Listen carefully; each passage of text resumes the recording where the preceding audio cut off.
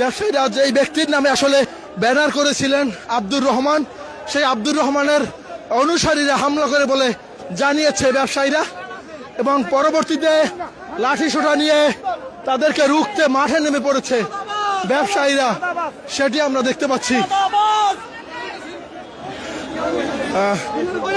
কারা হামলা করেছে? সন্ত্রাসী সন্ত্রাসী হামলা।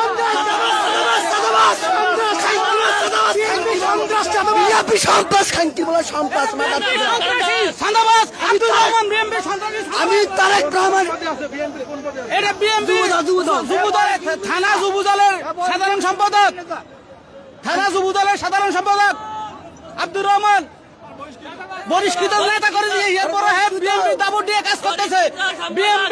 বিএনপির উর্ব হাই কমিটির কাছে আবেদন করতেছি, তারেক রহমানের কাছে আবেদন করতেছি এই সন্ত্রাসী চাঁদাবাজরে বার করে দেওয়ার জন্য।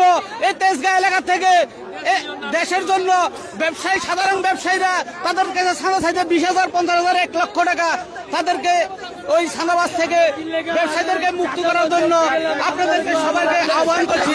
জনাব তারেক রহমানকে, এই নীরব সাইফুল ইসলাম নীরবের সাথে থাকে এই রহমানের জন্য আমরা মানববন্ধন করতেছি। আমাদের এই মানববন্ধনের ভিতরে সে আজকে ওই সন্ত্রাসী চাঁদা বাহিনী লইয়া আমাদের সাধারণ জনগণ ব্যবসায়ীদের উপরে আক্রমণ করছে।